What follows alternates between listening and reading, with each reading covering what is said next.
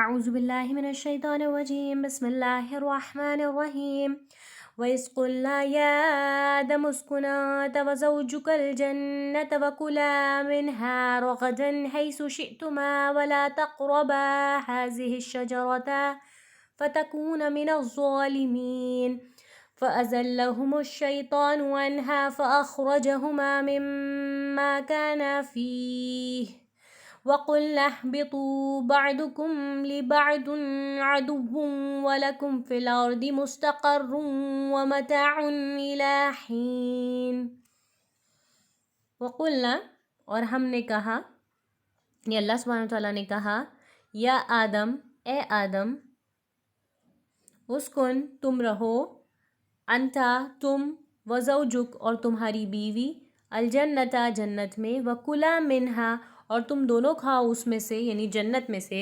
رغتاً، جتنا تم چاہو، حیث شئتما، جہاں کہیں سے تم دونوں چاہو، ولا تقربا، تم دونوں قریب مت جانا، ہذہ الشجرہ، اس درخت کے، فتکونا من الظالمین، پھر تم دونوں ہو جاؤ گی ظلم کرنے والوں میں سے۔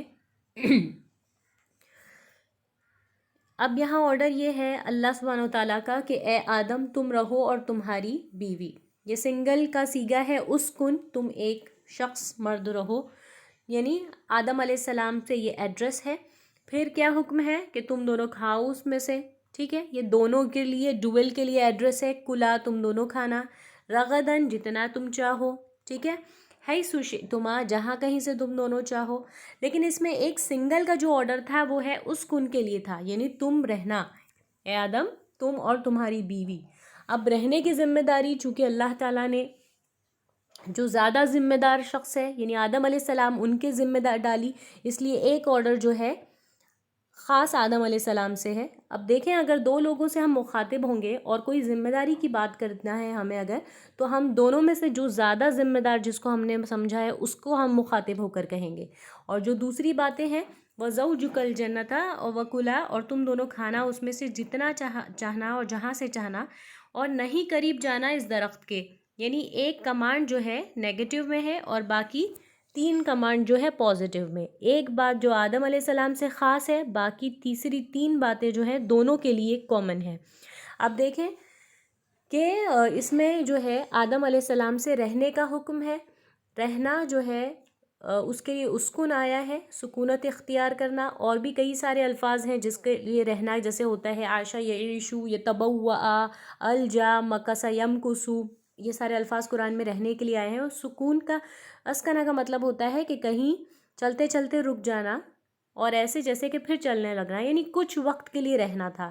تو یہ جو بلیف ہے بائبل میں کہ جو ہے ہم دنیا میں ایز اے پنشمنٹ بھیجے گئے ہیں، یہ دنیا عذاب کی جگہ ہے، اور ہمارے والد آدم علیہ السلام نے جو غلطی کی تھی اس کی سزا سے ہم دنیا میں آئے ہیں، تو یہ بالکل سراسر غلط ہے، کیونکہ یہ اللہ کی پلاننگ تھی، اور یہ پلاننگ کا اللہ کے نتیجہ ہے کہ ہم اس دنیا میں آئے اور آدم علیہ السلام بھی دنیا میں بھیجے جائیں گے۔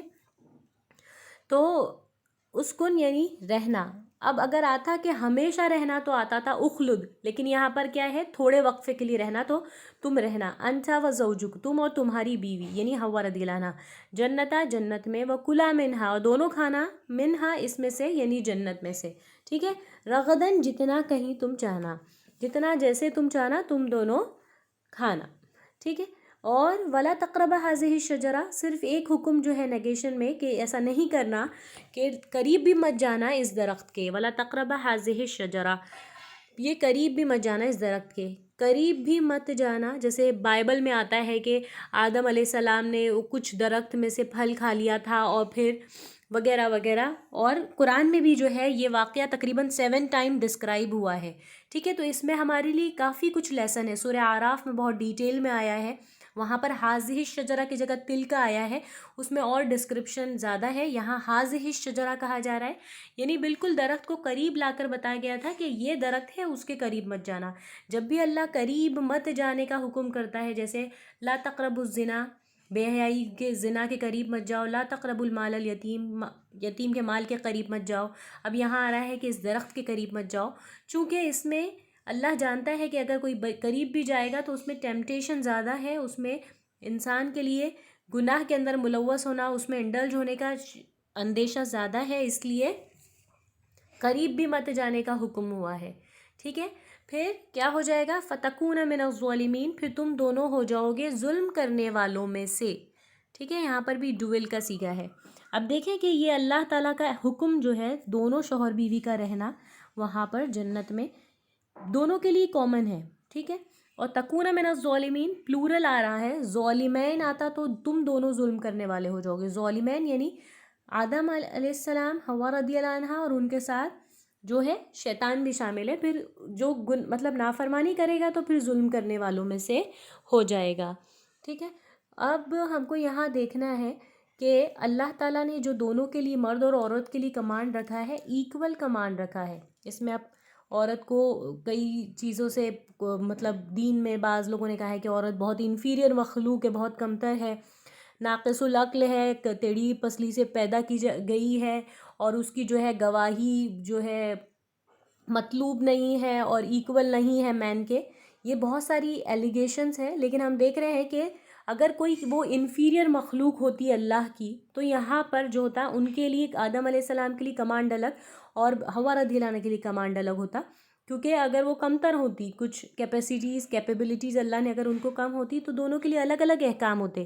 لیکن ہم دیکھ رہے ہیں کہ دونوں کے لیے احکامات بالکل مشترک ہیں، ایک جیسے ہیں، کیونکہ اللہ تعالیٰ نے بعض کیپیسٹی دونوں کے اندر کامن رکھی ہے کہ وہ ہدایت کو کیسے حاصل کرتے ہیں اور برائی سے کیسے بچتے ہیں. یہ اللہ نے ایبلٹی دونوں کے اندر تقریباً مشترک رکھی ہے. فَأَزَلَّهُمُ الشَّيْطَانُ پھر ازلّہ پھسلا دیا یا بھٹکا دیا، ہما یعنی ان دونوں کو. پھر ازلّہ کس وزن پہ ہے؟ ادلہ کے وزن پہ ہے، یعنی میسکولن ہے. یہ اس ایک نے ایسا کیا، کیا کیا؟ پھسلایا. پھر ازلّہ اس نے بھٹکا دیا، پھسلا دیا، ہما یعنی ان دونوں کو، یعنی آدم اور ان کی بیوی کو، الشیطان شیطان نے. اب یہاں دیکھیے یہ بہت ایکسپلسٹ ہو رہا ہے یہ بات کہ اس ایک مرد نے ایسا کیا، یعنی شیطان کے لیے آ رہا ہے یہ میسکولن. ان دونوں کو شیطان نے کیا کر دیا بہت واضح طور پر بیان ہو رہا ہے. بعض لوگوں نے کہا کہ جو بائبل سے ایو کہا جاتا ہے بائبل میں حوا رضی اللہ عنہ کو، کہ انہوں نے ان کی وجہ سے جو تھے نا آدم جنت سے نکالے گئے علیہ السلام. تو بعض لوگوں نے عورت کو بالکل بھی جو ہے نا ایسی مطلب ایسی مخلوق اللہ کی قرار دیا جو کہ بہت ہی زیادہ حقیر ہے اور اس کی وجہ سے ہی آدم علیہ السلام نکلے. لیکن یہاں پر واضح طور پر اللہ بیان کر رہا ہے کہ شیطان نے دونوں کو گمراہ کیا. ٹھیک ہے. حوا رضی اللہ عنہ کو بھی آدم علیہ السلام کو دونوں کو شیطان نے پھسلایا.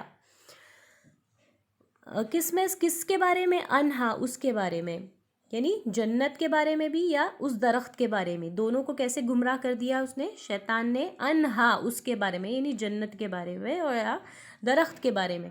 فَأَخْرَجَهُمَا پھر اس نے نکالا ان دونوں کو، اس نے نکلوایا ان دونوں کو، مما کانا فی اس میں جس میں وہ دونوں تھے. وَقُلْنَا اهْبِطُوا اور ہم نے کہا کہ اتر جاؤ. وَقُلْنَا اور ہم نے کہا کہ اتر جاؤ.